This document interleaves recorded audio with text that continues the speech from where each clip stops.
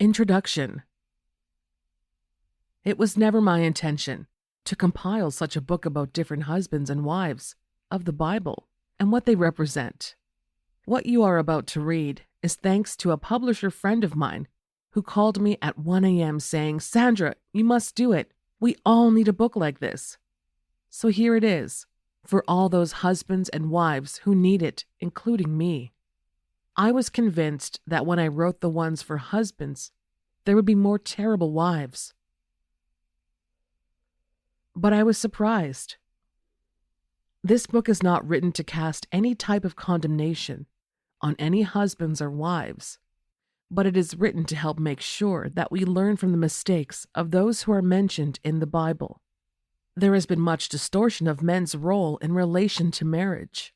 Some people believe that once married, as a man, that your life goes downhill, but that could not be further from the truth. If anything, science has proven that men benefit more from marriage than the woman. Marriage must be worked on, and there also must be mutual respect on the side of both individuals involved. Contrary to the popular belief of some that all a woman wants is love, love is only half of it. A woman also desires to be respected by her husband as well.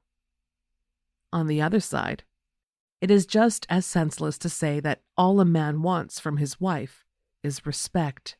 After all, he can get that from his employees or counterparts.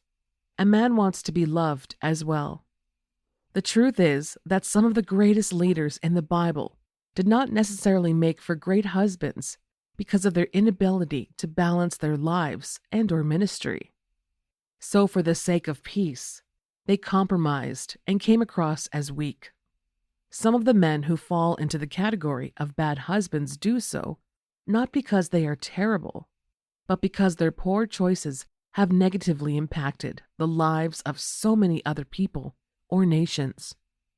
We must remember that once you are married, every decision that you make impacts your partner, either negatively or positively, which will ultimately determine what type of home life, marriage, and children you will have. Let us take a step back into biblical times and learn from those who were before us, so that we will not wake up one day and cry out, "Oh Lord, who have I married?" Sandra Ekpenyong.